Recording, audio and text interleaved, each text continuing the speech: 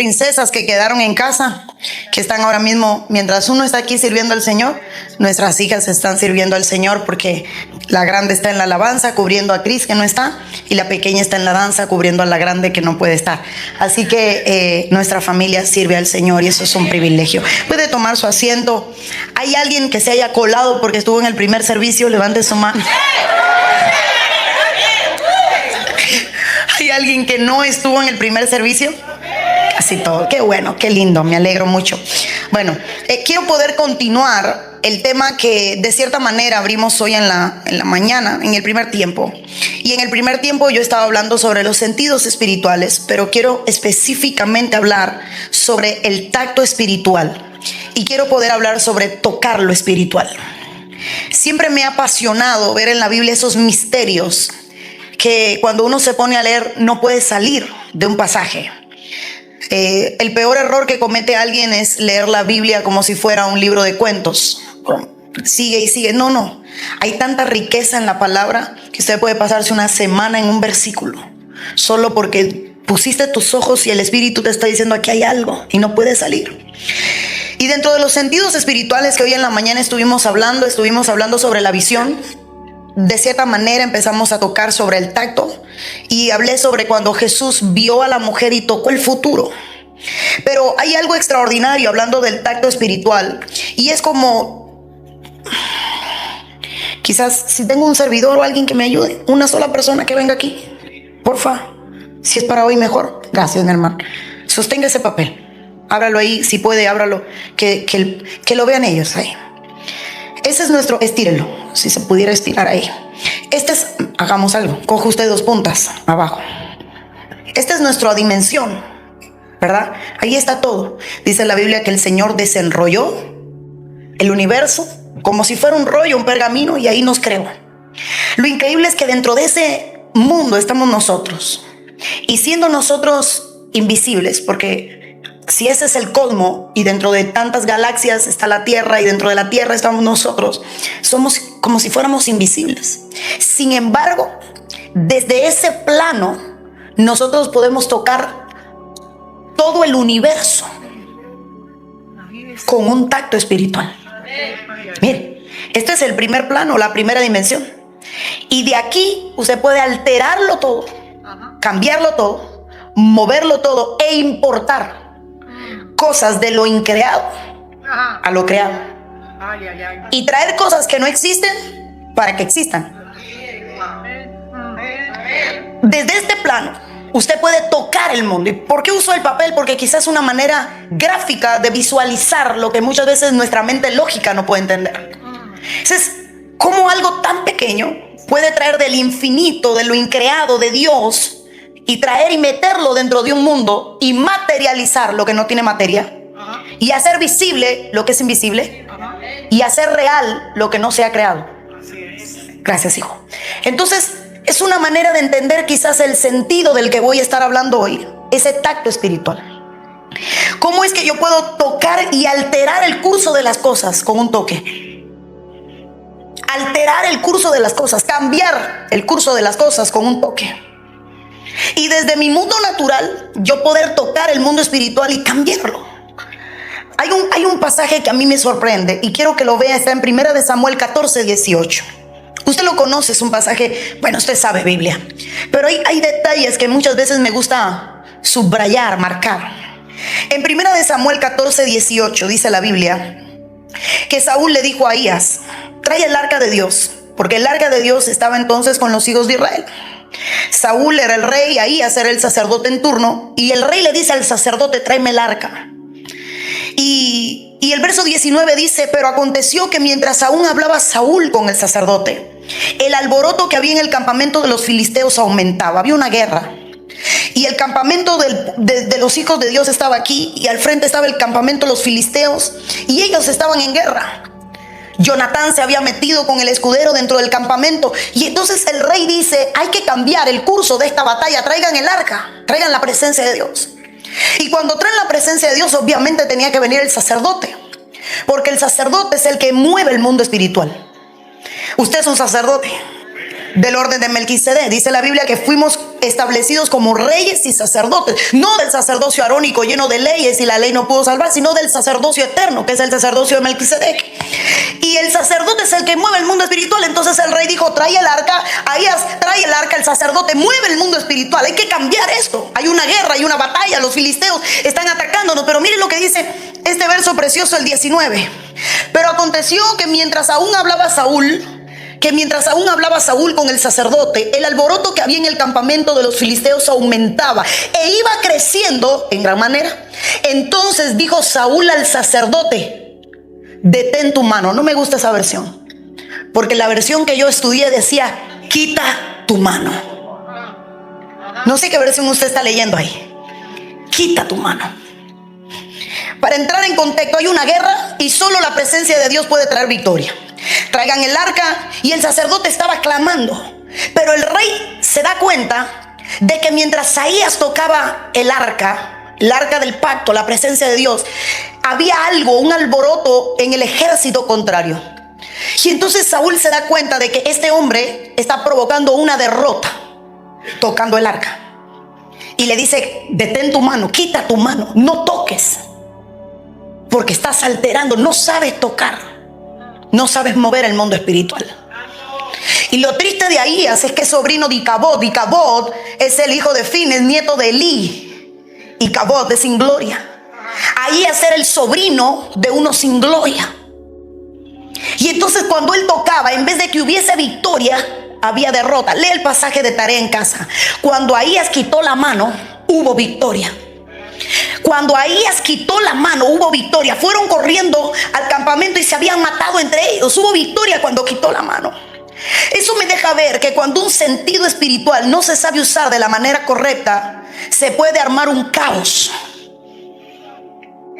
Cuando alguien mete la mano que no la debería de meter, en vez de traer victoria, trae derrota. En vez de traer bendición, puede desatar maldición. En vez de traer gloria, puede traer un Icabod sin gloria. Y Ahías no podía mover el mundo espiritual. Y el rey, con discernimiento, se dio cuenta: cada vez que tocas el arca, algo pasa, pero no viene gloria, al contrario. Nosotros debemos de aprender que en el mundo espiritual nosotros movemos los cielos. Pedro: todo lo que ates en la tierra será atado en los cielos, lo que desates en la tierra será desatado en los cielos. En otras palabras, Pedro, tú alteras el mundo espiritual, tú provocas el mundo espiritual, tú mueves el mundo espiritual. Tú puedes estar en una dimensión terrenal, pero todo lo que tú haces aquí va a provocar algo allá. Entonces, cuando yo miro este pasaje de Saúl y de Ahías, yo veo, hermano, hasta dónde tenemos que aprender a usar nuestros sentidos. Yo enseñaba en la mañana un sentido. Cuando carecemos de sentidos hay destrucción, hay muerte y hay caos. Pero hoy quiero decirle: cuando usted no sabe usar un sentido espiritual, usted puede provocar una derrota. Y eso lo podemos ver porque cuando la Biblia dice que Moisés estaba en una batalla contra los amalecitas, en el mundo natural él tenía que levantar sus manos, y en el mundo espiritual sus enemigos se debilitaban. Una vez más el tacto. Una vez más el tacto. Hermano, perdóneme. Imagínese usted el ejército de Estados Unidos allá al frente, armado, equipado con todo, y que usted le digan a un solo hombre: levanta tus manos. Y que cuando usted levante, porque a veces lo leemos, pero no lo interiorizamos, levanta tus manos, y los amalecitas, dice la Biblia, que se debilitaban solo levantando sus manos. Pero cuando sus manos caían, el ejército contrario se fortalecía. ¿Qué hacía Moisés con las manos en alto? ¿Qué tocaba? ¿Qué acto profético él hacía? ¿Qué era lo que tocaba? Que tenía que tocarlo en la atmósfera. Tanto era así que cuando los que le rodeaban se dieron cuenta, aparecieron aquellos dos a sostener sus manos, porque si Moisés tenía las manos en alto, había victoria. El tacto en lo espiritual. ¿Sabía usted que cuando usted levanta sus manos en la adoración, toca algo, provoca algo, mueve algo? Y a veces tenemos el síndrome del T-Rex. ¿Sabe qué es un T-Rex, verdad? Muy grande pero inmovible. Así, a veces estamos con el síndrome del T-Rex. Hermano, levante la mano. Hay cosas que tú tocas. Es increíble, es como si el universo que está ahí, lo increado, tú lo puedes tocar y puedes traer. Puedes arrebatar. Puedo poner más de un versículo. Imagínense que cuando Ahías tocaba el arca, los enemigos se fortalecían. Cuando el rey le dice, quítale la mano al arca, no la toque, entonces aquellos perdían. ¿A dónde un toque tuyo aquí puede provocar algo en tu casa? ¿Hasta dónde un toque tuyo aquí puede provocar algo en tu empresa, en tu compañía, en tus negocios, en tu matrimonio, en tu familia? Por eso nosotros tenemos que entender que aquí hay una atmósfera que hay que tocar. El tacto espiritual. Levanta tus manos, toca algo. Toca algo, hay algo que tocar. Está la gloria, está la atmósfera, está la presencia del Espíritu Santo. Hay algo que tocar. Hay algo que tocar. Y eso lo vemos porque Moisés tocaba algo. Y yo no sé qué tocaba Moisés cuando levantaba sus manos, pero obviamente lo que tocaba provocaba una victoria. Obviamente lo que tocaba provocaba una victoria. Y mientras él levantaba sus manos, sus enemigos eran derrotados. Pero ve un hombre que no supo usar sus manos, y es Usa. Tanto como Ahías metía la mano en el arca y no provocaba más nada que caos, Usa metió la mano en el arca para sostenerla. Tocó el arca. Pero es que el arca era un cajón de oro, simbólico, porque la presencia reposaba sobre el arca. La presencia no era el arca. La presencia no era el arca. La presencia reposaba sobre el arca. Dice que el arca era un trono, porque los querubines con sus alas, la tapa del arca se convertía en el trono donde él venía y se sentaba. Allí se sentaba la presencia de Dios. Era como su trono, era como su asiento, era donde él estaba. Y al estrado de sus pies tenía una bandeja larga donde estaba la vara, donde estaban las tablas, la ley, donde estaba el maná. Ahí estaba guardado. Ese era su asiento. ¿Cómo es que Dios necesitaba? Es que esto es una locura. ¿Cómo es que Dios necesitaba algo en la tierra para él sentarse? Si todo está dentro de él, ¿cómo es que algo aquí puede ser su asiento? Si todo está en él, en la palma de su mano cabe. Dice el libro de Job, se lo leí a mi hijo el otro día. Él pesó las montañas. Con sus manos pesó las montañas como si estuviera colocando, pesaba, ponía el universo, las aguas, las medía con sus manos, con sus dedos medía la tierra. Hermano, estamos hablando de un Dios que está fuera de todo y de pronto se mete en esta dimensión y se sienta en un arca. O sea, cuando Usa mete la mano, lo que Dios dice, este tipo no tiene revelación, él ve un arca, él no ve mi presencia. Él no ve mi presencia, él ve un pedazo de hierro, de oro que se va a caer. Él no ve mi gloria. Y quizás si hubiera habido un Saúl le hubiera dicho, Usa, quita la mano, como le dijo a Ahías. Pero Usa la metió y la verdad es que murió. Porque ni los hermanos, los cuatitas, que eran los que cargaban el arca, no podían verla. Dice que la cubrían. Y cuando estaba cubierta, ellos la llevaban sobre los hombros, no la veían. La cargaban, pero no la veían. ¿De qué estoy hablando? De que muchas veces, hermanos, nosotros tocamos el altar, pero no entendemos que en el mundo espiritual que estamos tocando. Muchas veces levantamos tus manos, las manos, pero no sabemos en el mundo espiritual que estamos tocando. Muchas veces, hermano amado, doblamos nuestra rodilla, pero no entendemos en el mundo espiritual que estamos provocando. El tacto, hermano, en el espíritu no es el tacto terrenal. Y eso no lo entendía nadie de los que caminaban alrededor de Jesús, pero lo entendió una mujer con flujo de sangre. Los discípulos decían, pero Señor, vamos, por favor. Como si hubieran sido argentinos. Todo el mundo te aprieta, che, y preguntas, ¿quién te ha tocado? No, sí, ¿quién me ha tocado? Pero Jesús dice algo, alguien sacó de mi virtud, alguien me sacó poder, alguien no me tocó en lo natural, hubo un toque espiritual. Lo que me hace saber que muchas veces usted va a caminar alrededor de la gloria, pero no la va a tocar.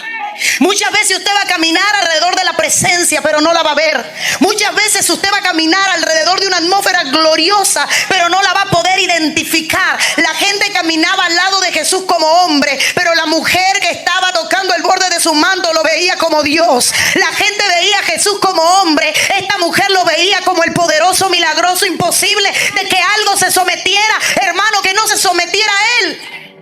Quizás a Jesús le lavaban la ropa como trapo, pero esta mujer decía, no es la ropa un trapo, es que el manto de la gloria de Dios. El punto no está en lo que tú ves, el punto está en lo que tú no ves. Entonces todo el que le rodeaba veía a Jesús como hombre, veía su manto como ropa, pero había alguien que tenía una visión en el espíritu. La mujer con flujo de sangre, perdón, no quiero ofender a nadie, pero la mujer con flujo de sangre tenía más revelación que todos los discípulos que caminaban a su lado. Impresionó a Jesús, hizo que se detuviera, hizo que averiguara, que preguntara. Me imagino a Jesús por encima de todo el mundo. ¿Quién me tocó? ¿Quién? Alguien me sacó. ¿Quién me tocó? En otras palabras, ¿quién vio algo en mí que ustedes no han visto? ¿Quién sacó algo de mí que ustedes tanto tiempo y no han sacado? El problema no hay en lo que está en el manto está lleno. El problema está en que si tú no ves lo que hay en el manto, nunca vas a poder echarle mano. El problema no está en si Dios no sana o Dios sana. Dios es Dios. Él no, hermano, a veces decimos Dios sana. No, es que Dios es poder. Cuando tú lo toques, lo que tú necesitas se va a activar. No es solo un milagro, es mucho más que un milagro. A veces nos ponemos unidireccionales, una sanidad. No, es que Él es todo. Hoy vimos en la mañana, alguien no vino a buscar un milagro, pero algo pasó y lo recibió, porque es que Él es todo. Más de lo que pides, más de lo que necesitas, más de lo que entiendes. Pero el punto está cuando nosotros no podemos tocar en lo espiritual, porque no podemos entender lo que hay en lo espiritual.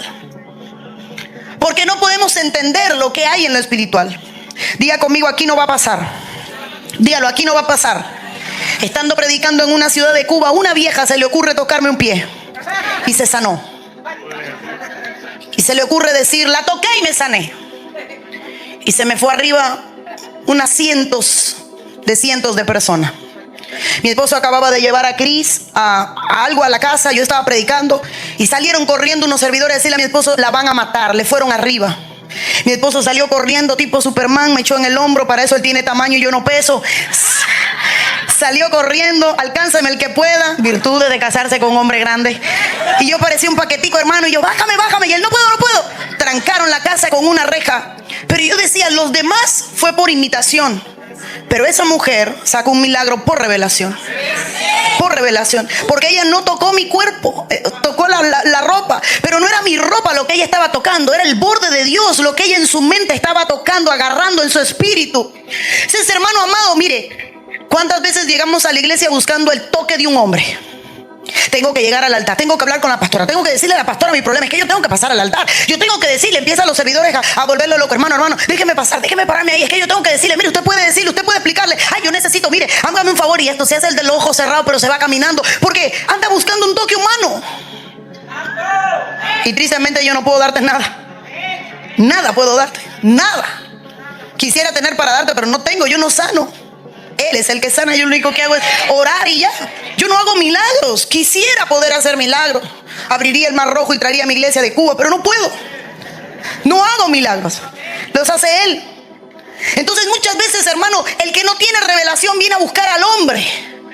Es que la pastora va a orar por mí, es que la pastora me tiene que tocar. Y si la pastora me toca, no.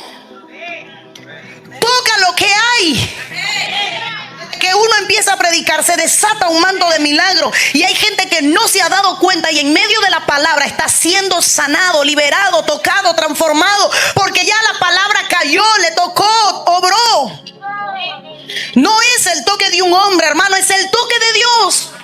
Pero tenemos que aprender a tocar, tenemos que aprender a meter mano, tenemos que aprender a tocar lo espiritual, porque se puede tocar. Se puede tocar. Existen un sinnúmero de ejemplos de gente que tocó y algo pasó. Pero yo veo algo extraordinario y voy a hablar de la autoridad espiritual. Yo veo que había un hombre llamado Giesi. Y el nombre que yo le he puesto a Giesi cuando hablo de él es un antiavivamiento. Todo lo que no se podía hacer, Giesi lo hacía. Todo lo que no se debía hacer, Giesi lo hacía. Todo lo que destruía un mover de Dios, Giesi lo hacía. Y de pronto muere un niño. Y vienen a buscar y mira, murió el niño, ¿qué vamos a hacer? Y viene el profeta y le da a Giesi el cetro. Le da su báculo. Y cuando le da el báculo le dice, ve tú adelante, yo voy atrás. Y yo siempre me he dicho, ¿por qué el profeta le dio a Giesi su báculo? ¿Por qué lo cedió? ¿Por qué se lo entregó? Si Giesi, hermano, Giesi no sabía nada del mundo espiritual. Ojo, y esto es para que se alarme. Era el escudero de un profeta, pero no tenía nada de profeta. Usted puede ser la esposa de un médico, que eso no lo hace doctora. No lo hace, doctor. Entonces muchas veces estamos tan cerca que creemos que por estar cerca somos alguien. Usted puede estar cerca del hombre, pero necesita estar más cerca de Dios. Porque hay gente que busca una posición del lado del hombre y trabaja y saca y se esfuerza para poner una posición del lado del hombre, pero no tiene nada de Dios. Y ese era Giezi. Entonces el profeta le dijo: llévate mi báculo y dale, camina, vete. ¿Por qué el báculo, hermano? ¿Qué pasaba con las varas? Las varas eran pergaminos, eran historias. En la vara se escribían las crónicas, todos los logros, todas las hazañas se escribían en la vara. Entonces la vara era como pasarle a alguien una estafeta de la gloria que yo he vivido. Es pasarle a alguien una crónica de la gloria vivida. Y el profeta le dice: toma, ve con mi gloria, porque tú no tienes. Te doy mi báculo porque tú no tienes autoridad. Te doy lo mío porque lo mío va a cambiar el mundo espiritual, pero tú no. ¿Cuántas veces hemos estado moviendo el mundo espiritual por el toque de alguien más porque nosotros no podemos? Yo le digo a mi hijo que es músico. Para mí, el mejor músico. Y yo le digo siempre a mi hijo: cualquiera toca un instrumento, no cualquiera toca el corazón de Dios. Y cualquiera canta, no cualquiera impresiona a Dios. Dios no lo impresiona las voces, los ángeles cantan. Hello, ahí arriba está el mejor coro, la mejor sinfonía, la mejor armonía. Pero el problema es que aquí en la tierra movemos algo en el mundo espiritual. Con lo que hacemos movemos algo en el mundo espiritual. Muchos tocaban el arpa, pero cuando David tocaba, los espíritus que atormentaban a Saúl tenían que dejarlo. Cuando Giezi llega, él llega con el cetro, con el báculo, y él cree que va a provocar un milagro. Pero aunque metía el báculo, hermano, el mundo espiritual no le respondía y no pasó nada. Hasta que llega el profeta y ocurre el milagro. Viene Uías, hermano, cuando hablábamos, metía la mano a Uías, no movía el mundo espiritual. Viene Usa, mete la mano en el arca, no mueve el mundo espiritual, sino que lo mata el mundo espiritual. ¿Cuánta gente, hermano, está metiendo mano al mundo espiritual y no saca nada porque no cree? Hoy vivimos en un mundo que ha perdido la fe. Y Jesús avisó hace 2000 años: hallaré fe en la tierra. Cuando venga por mi pueblo, hallaré fe en la iglesia. Es fácil creer en el rapto porque no te toca vivirlo todavía. Es fácil creer en el rapto porque todavía no te toca vivirlo. Estamos esperándolo. Pero difícil es creer en algo tangible, en algo que tú necesitas palpar, mover y cambiar. Ejemplo: ¿hay aquí alguna mujer que tenga problemas en su columna, escoliosis, desviación en la columna, dolores en la parte baja de la columna? Si hay, que levante su mano, que tenga escoliosis, que tenga desviación. Si hay alguna, levante su mano. Entre 30 y 40, alguna mujer joven se pone. Usted, que es la que más mueve la mano, la de blanco. A favor. Pasa. Ven, pasa. Rápido, que no mordemos. Sube aquí. Si un servidor sube con ella. ¿Eres cristiana? Sí, perdidora, un pie. ¿Crees que Dios puede sanarte? Sí. Échate para adelante. Pon tus pies juntos. ¿Hay aquí algún médico? Usted que le está viendo de espalda, usted ve que este hombro está más bajo que este hombro. Porque la escoliosis hace que el cuerpo pierda simetría y siempre hay una parte del cuerpo que cae. Hay una cadera más alta, hay un hombro más bajo. Los médicos dirían: hay que abrirle toda la columna, hay que atornillar, estirar, fijar, colgar, hacer de todo para poder intentar enderezar. Porque el médico dice: el hueso, después de ¿cuántos años tienes? 36 voy a cumplir. 36 va a cumplir. Va a intentar volver a su lugar. Pero Dios dice: para el que cree, todo. Entonces yo creo que cuando nosotros oramos, alteramos la materia del cuerpo. Hueso, ligamentos, tendones, nervios, todo lo cambiamos con una oración. Todo lo creado se somete a Dios, no a nosotros, al nombre de Cristo, porque pedimos en el nombre de Cristo. No crea que usted se le va a sujetar el cosmos, no, es al nombre de Cristo. Dame tus manos, estira tus manos, extiéndelas. No sé si puede ver la diferencia que hay entre sus manos. ¿La ve? No te asustes por lo que vas a sentir. Para el hombre sería imposible. Para Dios solo es: Padre, en el nombre de Jesús, ordenamos que todo nervio, ligamento y hueso comience a crecer. Crece. crece, crece. Porque todo lo que existe se somete a Él. Todo. Déjenla, va a sentir un calambre en su columna. Todo lo que existe se somete a Él. Todo. Cuando usted, mire, cuando usted lo entiende, usted toca. Y lo que usted toca puede ser alterado. El toque del Espíritu. No un toque humano. Por eso es que nuestros sentidos espirituales tienen que ser explotados.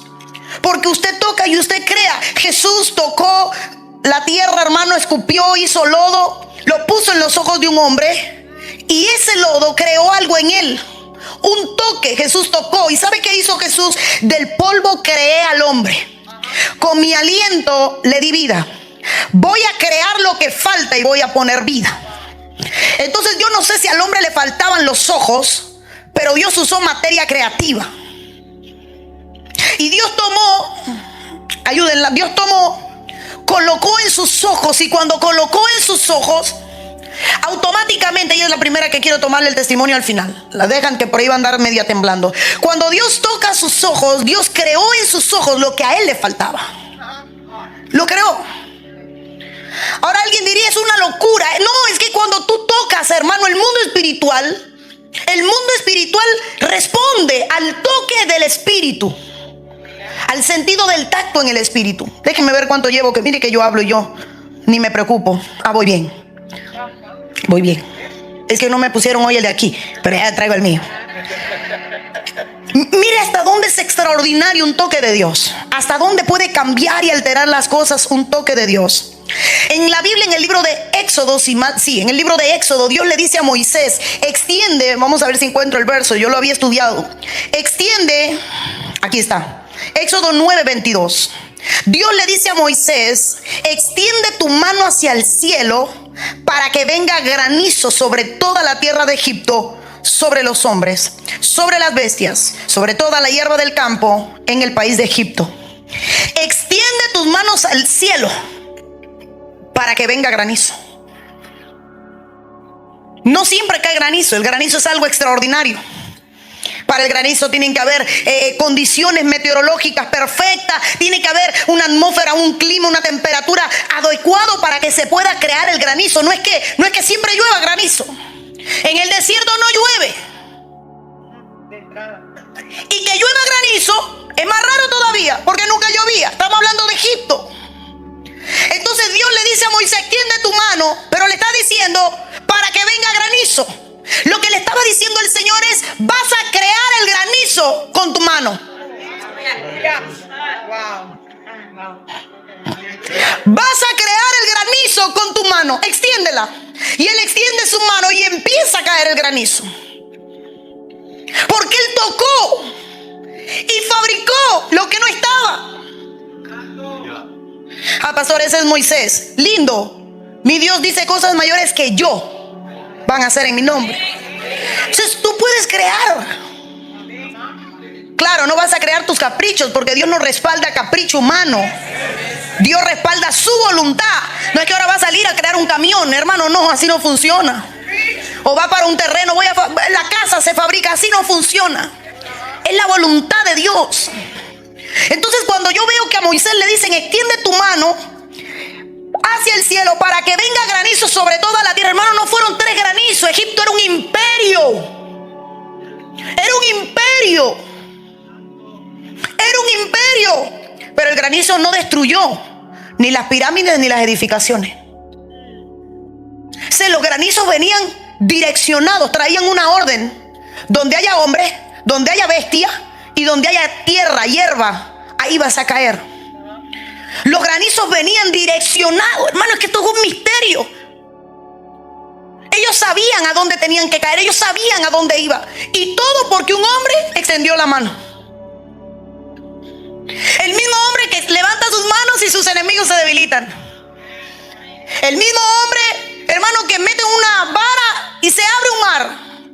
Lo creado se le sometía, los cielos le obedecían. Pero el misterio era que Moisés sabía tocar el mundo espiritual. ¿Qué va a pasar si usted y yo aprendemos a usar el sentido del tacto en el espíritu? Si vemos y tocamos, si vemos y palpamos, si vemos y, hermanos, sabemos poner nuestras manos, usar nuestras manos. ¿Qué pasaría si tu oración no fuera simplemente una palabra repetitiva aprendida, un monólogo? Si no fuera una oración de revelación donde estás tocando, moviendo, creando. Estábamos en algún lugar que no recuerdo el nombre. Mi esposo es el historiador del ministerio, él no se le olvida nada. Y me traen una mujer en silla de rueda que le faltaba la vejiga. ¿Dónde fue? Manzanillo. Le faltaba la vejiga. Y la persona que me la trae me dice, el esposo creo que era, le falta la vejiga. Y yo le digo, le faltaba la vejiga porque hoy se le va a crear la vejiga. Ella traía una bolsa porque ella al no tener vejiga ella no podía orinar. Ella traía su bolsa. Y en aquel momento extraordinario yo pongo la mano y yo empiezo a ordenar que la vejiga se cree. Y yo empiezo a decir los tejidos, todo lo que necesita una vejiga. No me pregunte qué necesita porque no lo sé. Que se cree. Y se le creó a la mujer la vejiga. Se le creó. No la tenía. Dios la puso. Pero estábamos predicando en un lugar.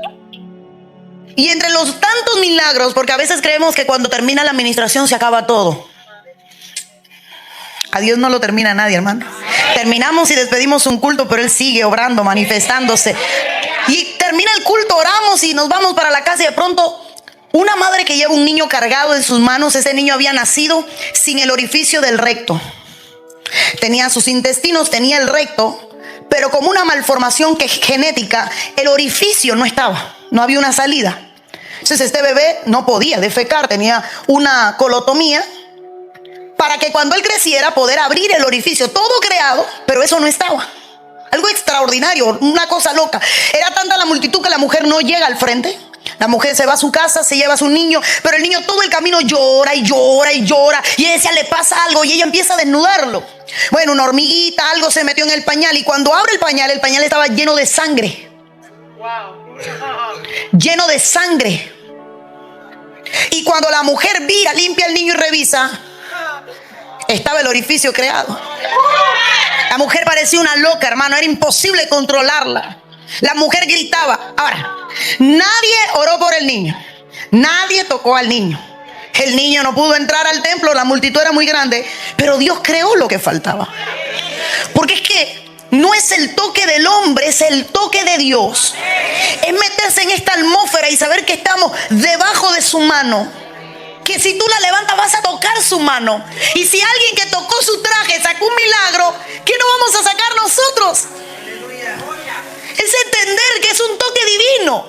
Y se miría el día haciéndole milagros, contándole testimonios de milagros. Pero estábamos en Moa y una mamá trae un niño italiano, mitad italiano, que tenía un hoyo en su cabeza. Le cabía un puño. Le faltaba parte del cerebro, su cabeza estaba abollada, su cráneo estaba abollado y el puñito le cabía. Tenía un pelito largo para tapar esa malformación. Y yo empiezo a decir, la multitud en Moa eran... Mi esposo se fue a un edificio, se trepó a la punta del edificio y cuando tiró la foto yo decía, ¿qué pasó allá afuera? Yo no entiendo, no eran personas, eran hormigas lo que había. Y en esa multitud yo digo, el que tenga fe, que ponga la mano sobre lo que no tiene porque Dios lo va a poner. Y la madre le pone la mano al niño en el hoyo. Y yo empiezo a orar. Y la madre empieza a sentir un viento que se le colaba, una brisa que se le colaba entre los dedos, pero algo tan fuerte. Y cuando ella pone la mano, ella empieza a sentir que se le empieza, a medida que el viento entraba, la mano del hoyo le salía. La cabeza, el cráneo volvía a su lugar, la malformación se iba, y la mujer le levanta el pelo al niño, y cuando le levanta el pelo al niño, su cabeza estaba perfecta. Se había quedado el cráneo, se había acomodado todo en su lugar. Porque ¿quién tocó al niño? Su madre. No fue su madre. La madre que tenía fe con que Dios podía hacerlo. ¿Sabe cuánto puede hacer Dios contigo si tú crees en el toque del Espíritu, en el tacto del Espíritu?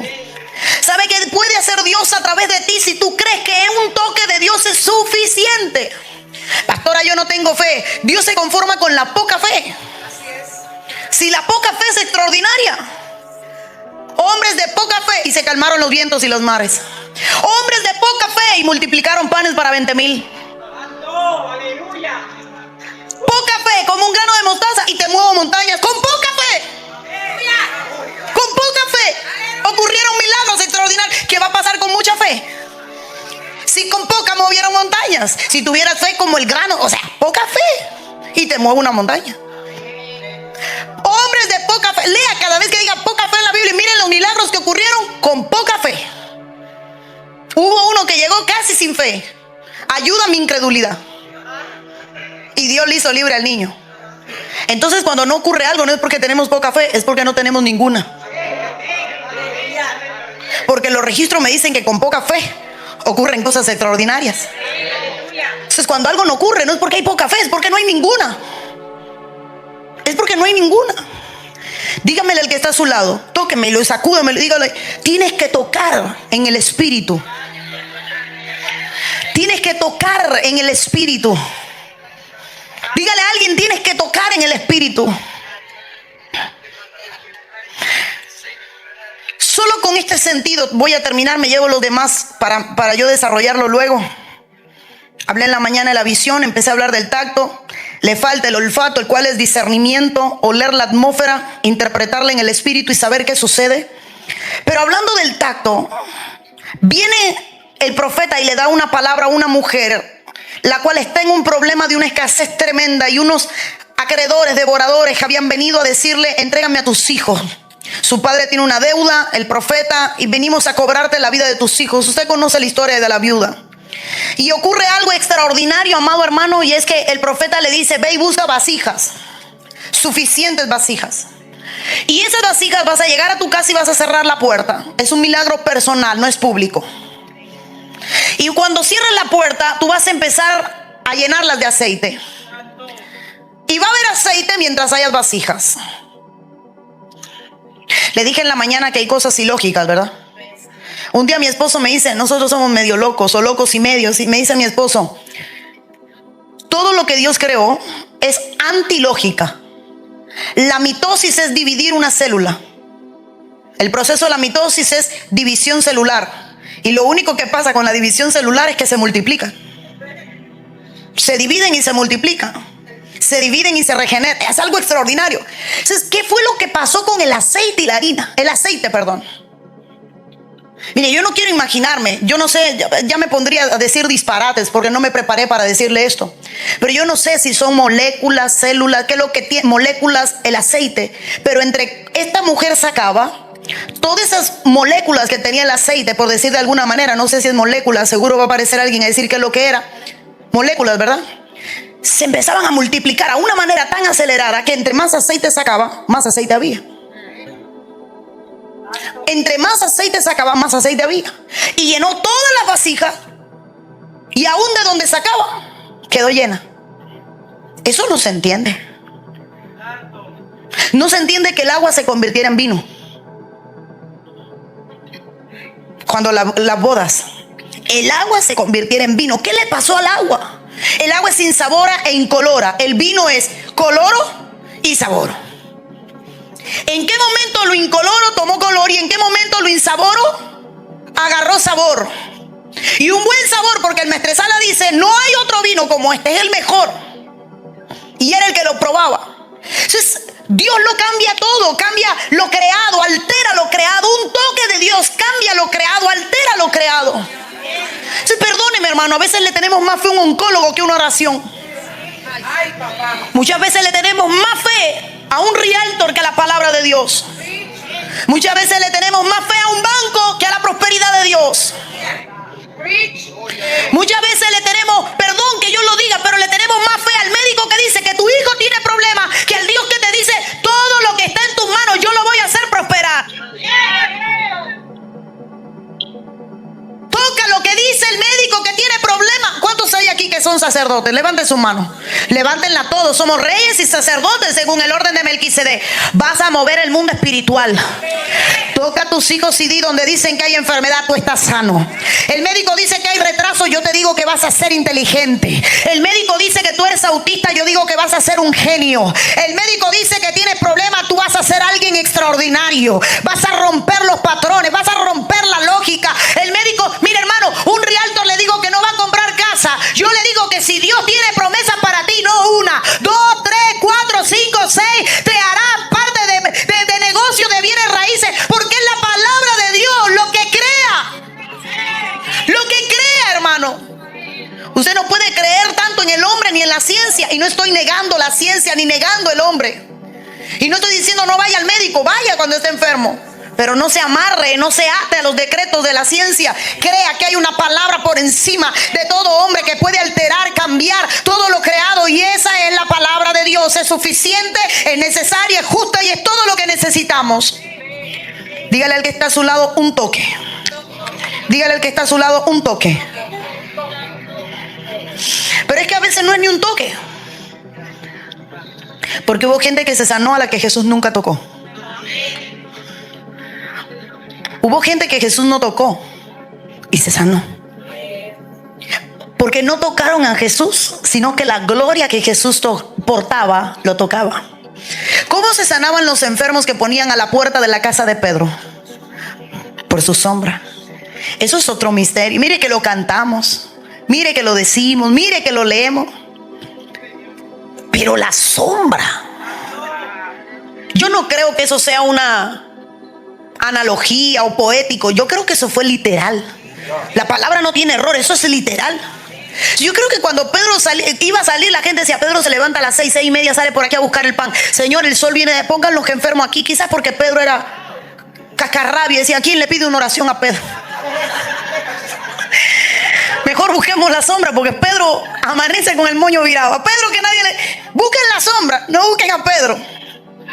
Entonces ponían a la gente, hermano, los enfermos. Y Pedro caminaba. Pero es que ahí hay un misterio extraordinario. Mire, quizás usted lo lea. Yo me quedo, yo me detengo en esos mensajes y me rasgo la cabeza. Señor, explícame. Explícame, porque no había un contacto físico. No había una oración. Pedro no enviaba la palabra. Ay, solo caminaba. Y la sombra de lo que él era provocaba el milagro. ¿Qué tan lejos estamos de ese evangelio, hermano? ¿Qué tan lejos estamos de creer en que Dios es suficiente? Voy más allá. Y ya tengo que terminar, ya me pasé, pero ¿qué tan lejos estamos de creer que no necesitamos a un hombre en particular? Un hombre con nombre. Usted no necesita de mí. Usted necesita de Dios. Usted no necesita que yo venga a decirle 4 cosas. Usted necesita creer que Dios está aquí antes de yo llegar, estará después de yo irme, estará siempre hasta que Él venga, y que solo tienes que tocarlo a Él para que el milagro ocurra. Con todo respeto, a veces le damos tanto mérito al hombre que excluimos de la historia a Dios. Tanto reconocimiento al hombre que excluimos de la historia a Dios. Cuando yo leí por primera vez la historia de quita la mano, cuando yo veo a Dios obrar, a mí no me gusta meter mi mano, porque yo entiendo que el que toca libera es Él. Él responde, es la gloria, es su atmósfera, es lo que Él hace. Pero a veces me enojo cuando veo a la gente como pescado mirándome, como diciendo: ¿en qué momento vas a orar por mí? Y yo digo: te estás perdiendo lo que Dios está haciendo. Te estás perdiendo la gloria por andar atrás de un hombre. Te estás perdiendo la extraordinaria grandeza de Dios. Mire, creo que la iglesia va a vivir los tiempos de gloria inimaginable. Cristo está a la puerta. Yo siento que Cristo viene. Y toda historia termina como empieza. Jesús nació en un madero, en un pesebre, y murió en una cruz. Terminó como empezó. Nació al lado de un José, y muerto terminó en las manos de un José de Arimatea. Nació rodeado de ángeles cantando. Murió rodeado de potestades. El cielo se oscureció mirándolo. Todo termina como empieza. La iglesia nació bajo un avivamiento inigualable y va a terminar bajo un avivamiento inigualable. La fórmula es: terminamos mejor que como comenzamos. La fórmula de Dios es: la gloria postrera será mayor que la primera. Hermano, la fórmula de Dios es: el mejor vino es el del final. Los algoritmos de Dios no funcionan como nosotros. Y yo creo que la iglesia va a ver el avivamiento nunca antes registrado. Vamos a terminar viendo la gloria inigualable de Dios. La iglesia se irá de aquí así como vio a Jesús partir, bajo gloria, bajo gloria, bajo gloria. Cuando se trancaban 120 a orar, 120 a orar, y solo un mensaje traía conversión para 3,000. Y mi esposo decía algo: es el tiempo de los que están en el anonimato. Viene un tiempo donde habrá tanta gloria que la prensa no podrá registrar los nombres de los protagonistas, sino los hechos de las conquistas de los hombres de Dios. Viene un tiempo donde Dios va a usar gente común. Dígale al que está a su lado: te va a usar a ti. Dígale al que está a su lado: te va a usar a ti. Va a usar a los que no buscan gloria. Va a usar a los que no buscan nombre. Va a usar a los que buscan exaltar su nombre, para que su nombre sea exaltado. Yo no sé usted a qué vino, pero yo vine para que el Señor nos toque. Vengo a tocar su gloria. Su gloria es palpable. Una de las experiencias más hermosas que he tenido en mi vida es que un día orando le dije al Señor: quisiera poder tocar tu gloria. La veo, pero ¿se podrá tocar? No lo haga, hermano. Es que yo, como empecé muy niña el evangelio, hice locuras. Y en mi oración: ¿se podrá tocar? Y puse mis manos y le dije: si me permitías, porque Cabot es peso de gloria. Entonces yo le dije al Señor: si Cabot es peso de gloria, la gloria tiene un peso. ¿Podré sentir el peso? Y le dije al Señor: déjame tocar tu gloria. Y recuerdo que mis manos se hundían y se pegaron al piso y yo no podía levantarlas. Señor, ¿esa es tu gloria? No. Eso es una probada de mi presencia. Y yo dije: no podemos con tu gloria. Y entendí cuando el profeta dice: ni los cielos de los cielos de los cielos pueden contener su gloria, mucho menos una casa, mucho menos hombre. Dejemos que la gloria de Dios nos abrace mientras la alabanza sube. Deja que la gloria de Dios te abrace, que la gloria de Dios, lo bueno es que ya no hay cola afuera. Que la gloria de Dios te hunda, te pegue al piso, te haga llorar como un niño, que salgas embriagado de su presencia, que no puedas escaparte, hermano. Que cuando la gloria de Dios caiga, hermano, los demonios no puedan. ¿Se saben alguna canción que tenga que ver con la gloria de Dios? Pues haces algo. No. Algo que tenga que ver con la gloria. ¿Cuál? Muestra tu gloria. Ver su gloria descender. ¿Saben esa? No, lo sé. Así. Que su gloria nos llene, hermano. Dígale al que está a su lado: no me hables. Dígaselo con toda autoridad. Dígale: no me hables. Yo quiero que